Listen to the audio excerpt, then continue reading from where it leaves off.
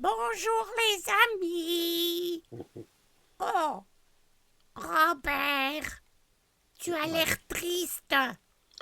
Eh oui, bonjour les amis. Oui, je suis triste. Mhm.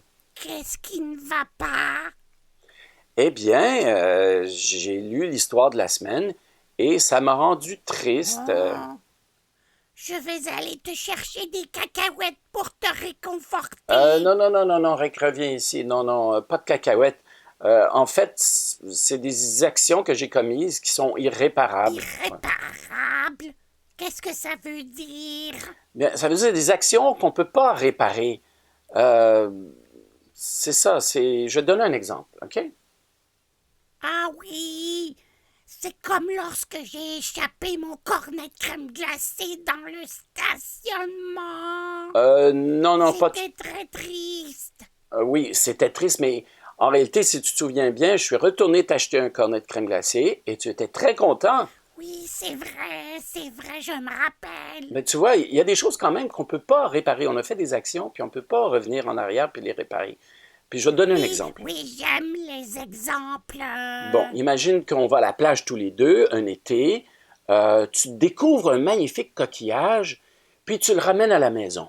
Et là, quelques années plus tard, on perd le coquillage. J'aurais beau t'acheter tous les coquillages du monde, ça ne remplacera pas ton plus beau souvenir de Ah, cet été-là. d'accord. Oui. Tu es triste parce que tu as perdu quelque chose? Non, non, non, j'ai pas perdu quelque chose. C'est que en faisant la lecture, c'est l'histoire de Samson que je découvre, puis que là, je regarde dans ma vie, puis il y a des choses que j'ai commises, puis c'est pas très, c'est ça, je suis pas capable de les réparer, je peux pas rien changer, revenir en arrière. Tu vois, Samson, lui, on lui avait demandé de garder un secret, puis il n'a pas été capable. Mais parce que cette action-là, elle n'est pas réparable, ça a été terrible, ça a été des conséquences désastreuses. Enfin, je, je vais commencer la lecture, vous allez comprendre, les amis. On y va. Depuis que Dieu avait fait tomber les murs de Jéricho, les Israélites habitaient le pays que l'Éternel leur avait donné. Du haut du ciel, Dieu se disait Les Israélites ont eu des enfants qui sont devenus des adultes et qui m'ont oublié. Ils font des choses qui me déplaisent vraiment. Je vais arrêter de faire des miracles pour eux et je vais les laisser aux mains de leurs ennemis jusqu'à ce qu'ils me demandent pardon et me supplient de les aider. » Quand cela arriva, Dieu trouva un premier héros pour les libérer. Mais les Israélites recommencèrent. Puis Dieu utilisa d'autres héros pour les délivrer, mais les Israélites recommençaient toujours à déplaire à Dieu. Cela faisait 40 ans que Dieu laissait les Philistins maltraiter les Israélites à cause de leur désobéissance. Mais un jour, un ange de Dieu apparut à une femme israélite et lui dit « Même si tu ne pouvais pas avoir d'enfant, tu auras bientôt un fils. Ne bois pas d'alcool et ne mange rien d'impur. Aussi, les cheveux de ton fils ne devront jamais être coupés, car il sera au service de Dieu et il libérera Israël des Philistins. » Comme l'ange l'avait promis, la femme eut un bébé garçon.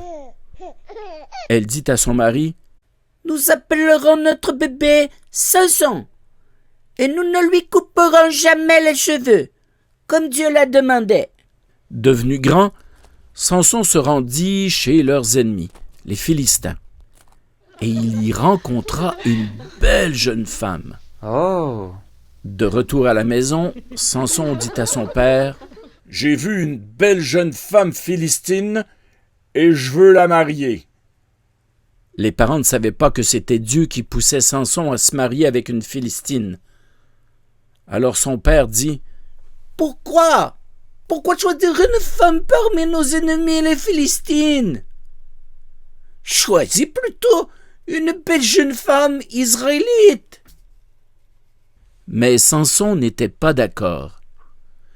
C'est elle que je veux marier. » En route vers la ville de la jeune Philistine, Samson rencontra un lion. Soudainement, la puissance de Dieu rendit Samson très fort. Il tua et lança le lion comme s'il n'était qu'un bébé chèvre. Samson se maria avec la jeune Philistine, mais pendant le mariage, sa femme le trahit en racontant le secret de Samson aux Philistins. À cause de cela, Samson dut donner des habits à tous les amis de sa femme. Il alla donc tuer 30 hommes philistins dans une autre ville. De retour à la maison, Samson apprit que sa femme avait été donnée en mariage à un autre homme. Très fâché, Samson attrapa 300 renards et les attacha, 2 par la queue. Puis, il mit une torche de feu au milieu de chaque groupe de renards. Ceux-ci se mirent à courir dans les champs des Philistins, et le feu brûla le blé et les oliviers qui y poussaient. Certains Israélites commençaient à être inquiets, car les Philistins étaient de plus en plus fâchés à cause de Samson.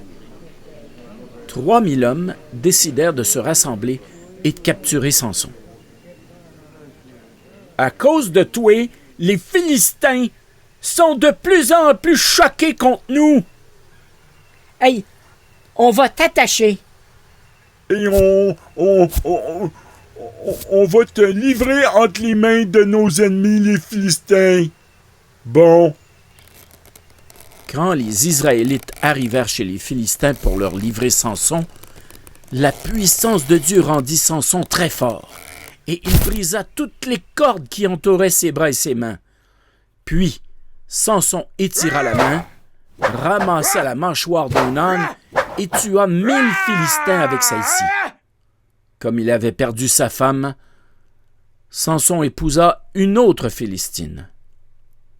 Les princes des Philistins allèrent voir sa nouvelle épouse et lui dirent : « Si tu convaincs Samson de nous dire d'où vient sa grande force et avec quoi il faudrait l'attacher pour l'arrêter, nous te donnerons chacun 1000 pièces d'argent. » La femme questionna Samson, qui lui répondit : « Si on m'attachait avec des cordes fraîches, qui ne soient pas encore sèches, je deviendrais faible. » Les princes apportèrent 7 cordes fraîches à la femme de Samson, qui l'attacha solidement. Puis sa femme s'écria : « Samson, Samson, mon amour! Les Philistins sont sur toi! » Samson cassa facilement les cordes et personne ne sut d'où venait sa grande force. La femme de Samson était fâchée et elle lui dit : « Tu t'es moqué de moi! Tu m'as dit des mensonges! Mais maintenant, mon petit chou, dis-moi donc avec quoi il faut t'attacher! » « Si tu m'attaches avec des cordes neuves, je deviendrai ben faible. » La femme de Samson l'attacha donc avec des cordes neuves et lui dit : « Oh! Samson! Les Philistins sont sur toi! » Samson cassa les cordes comme si elles n'avaient été que de simples petits fils fragiles. L'épouse de Samson était fâchée qu'il ne lui dise pas son secret. Oh! Comment peux-tu me dire « Je t'aime » puisque ton cœur n'est pas avec moi? Voilà, tu t'es moqué de moi et tu ne m'as pas indiqué d'où vient ta grande force. Tous les jours, sa femme insistait et reposait la même question. Un matin, Samson finit par perdre patience et lui répondit : « Oh, tu m'énerves! Si j'étais rasé, ma force m'abandonnerait, je deviendrais faible. » Alors la femme de Samson attendit qu'il s'endorme et lui fit raser tous les cheveux. Puis elle s'écria : « Samson!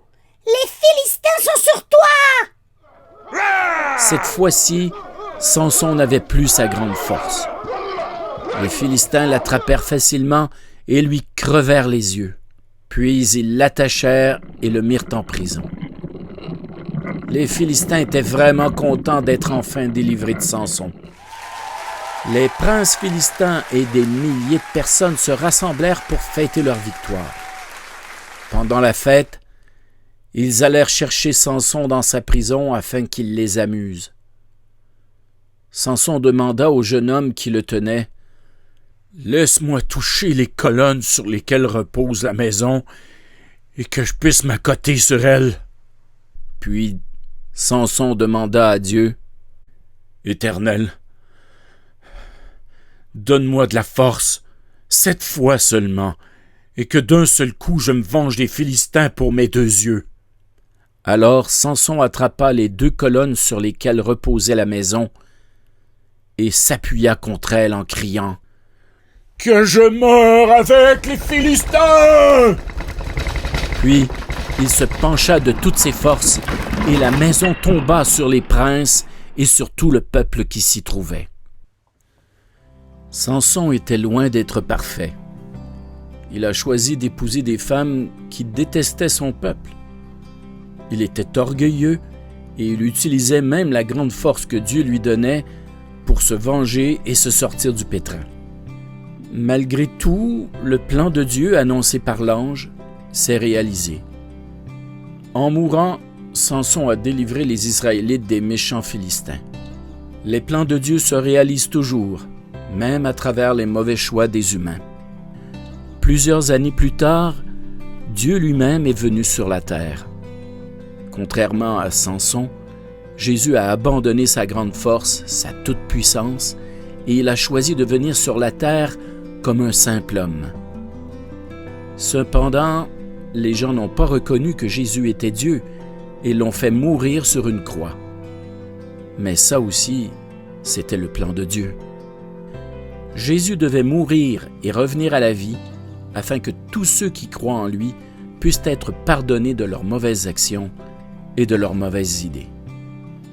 C'est parce que tu es pardonné que tu peux parler à Dieu tous les jours et que son esprit habite en toi pour te guider et transformer ton cœur. Et voilà, c'était l'histoire. Es-tu moins triste, Mais Robert? oui, que je suis moins triste. Quand on lit la parole de Dieu, c'est toujours inspirant. Puis là, Jésus qui répare nos vies à la fin, finalement, il prend ce qui est irréparable, puis lui le transforme en quelque chose de merveilleux. J'aimerais aller à la plage. Dis oui. Tu voudrais aller à la plage? Oui, tu amèneras tes amis. Mais j'ai pas d'amis. Mais oui, t'as des amis. Bon, on se revoit la semaine prochaine. Bye bye. Mais oui, t'as des amis. T'as Justine, Gabriel, Vincent, Sandrine, Fabien, Camille.